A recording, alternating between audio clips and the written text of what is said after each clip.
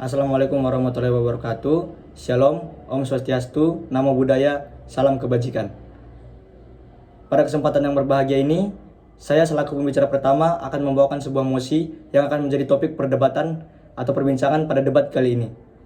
Namun sebelum itu, izinkan saya mengucapkan terima kasih kepada Dewan Juri yang terhormat atas kesempatan yang telah diberikan pada saya pada hari ini.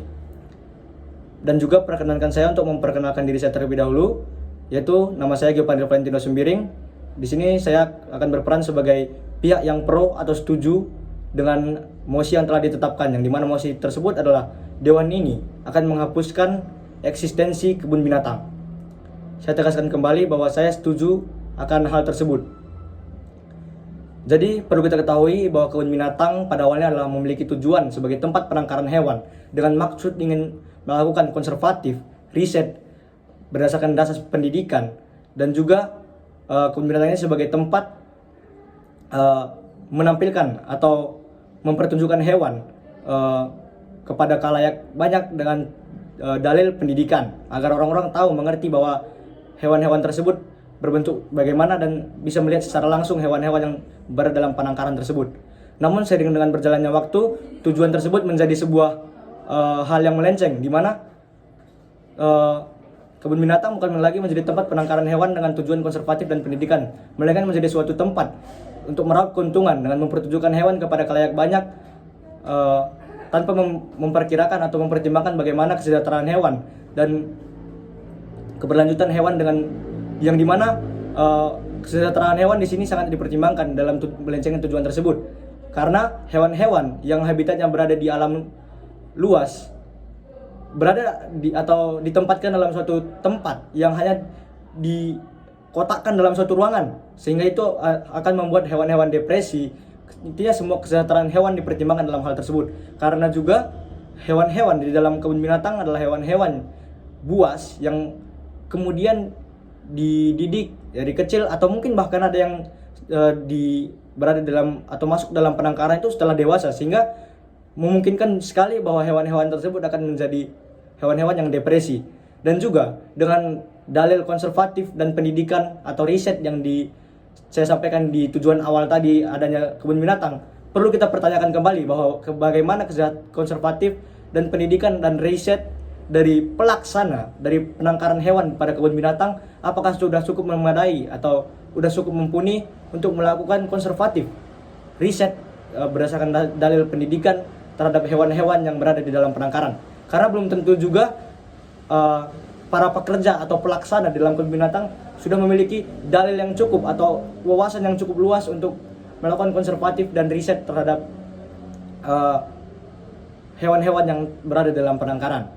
Sehingga 3 tuntutan utama saya pada mosi debat kali ini, yaitu tujuan dari kebun binatang yang melenceng, yang awalnya menjadi tempat penangkaran, berubah menjadi tempat yang rekreasi yang meraup keuntungan bagi pemilik kebun binatang, dan kesejahteraan hewan terhadap ruangan yang dibatasi di dalam kebun binatang, dan juga tingkat kualitas konservatif dan pendidikan dan riset yang dilakukan oleh pelaksana kebun binatang atau pekerja kebun binatang, apakah sudah mumpuni untuk melakukan konservatif terhadap hewan-hewan yang berada dalam penangkaran.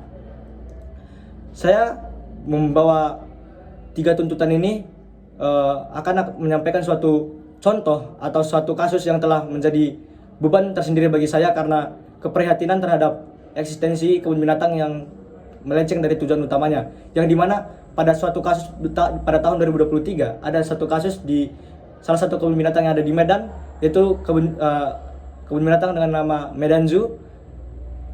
Ada harimau Sumatera yang seperti kita ketahui adalah harimau Sumatera ini adalah suatu hewan dengan status hampir punah atau langka. Hewan tersebut mati dikarenakan terjadi malnutrisi atau kekurangan nutrisi atau pemenuhan nutrisinya kurang, sehingga hal tersebut kembali kepada kesejahteraan hewan yang kita pertimbangkan pada awal tadi, yang dimana hewan-hewan dalam kebun binatang secara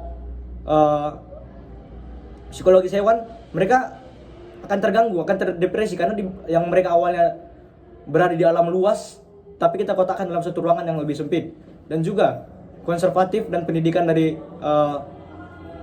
pelaksana dari kebun binatang tersebut juga menjadi pertimbangan, yang dimana hewan tersebut mati karena terjadi malnutrisi, yang dimana berarti kita perlu pertimbangan atau mempertanyakan bahwa orang-orang yang menjadi pekerja di kebun binatang tersebut belum mumpuni dalam melakukan pekerjaannya, sehingga hal tersebut menjadi tuntutan utama bagi kami yang berada di atau berperan sebagai pihak yang setuju terhadap penghapusan eksistensi kebun binatang. Karena peran utamanya kebun binatang sebagai tempat penangkaran telah berubah menjadi tempat yang mempertunjukkan hewan dengan tujuan atau dengan maksud untuk meraup keuntungan bagi pemilik kebun binatang tersebut, sehingga hal tersebut menjadi tuntutan yang sangat besar bagi kami. Dan juga saya mempertegas kembali mengenai kesejahteraan hewan.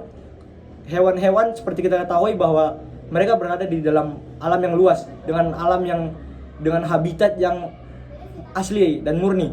Tetapi jika mereka berada di kebun binatang, mereka ditempatkan di dalam suatu kurungan atau suatu tempat yang dimana mereka dipertunjukkan kepada kita dengan jarak beberapa meter. Berarti perlu kita pertimbangkan bahwa mereka itu berada di dalam suatu ruangan yang sempit dibandingkan tempat awal mereka yang di alam liar yang luas, sehingga mereka tidak sejahtera. Dari hal tersebut saja mereka sudah tidak sejahtera. Dan juga naluri hewan itu adalah naluri berburu. Dengan mereka ditempatkan di tempat yang batasi keterjangkauan ruangnya, mereka akan merasa bahwa naluri mereka sudah tumpul, naluri berperang mereka atau memangsa satu dengan yang lain itu telah tumpul. Memang hal tersebut dapat menyebabkan kelangkaan, tetapi dengan mereka ditempatkan di dalam suatu ruangan yang sempit juga merupakan suatu hal yang membuat mereka merasa menderita. Karena walaupun kita memberikan mereka makanan secara cukup, belum tentu malnutrisi yang mereka butuhkan dapat terpenuhi. Karena konservatif dan pendidikan pelaksana juga belum memadai. Pada kenyataannya seperti itu. Sehingga hal tersebutlah menjadi tuntutan saya dalam mosi debat kali ini, dan menjadi alasan saya mengapa saya setuju atas dewan ini akan menghapuskan eksistensi kebun binatang. Sekian argumentasi saya terhadap mosi debat pada hari ini. Saya ucapkan terima kasih.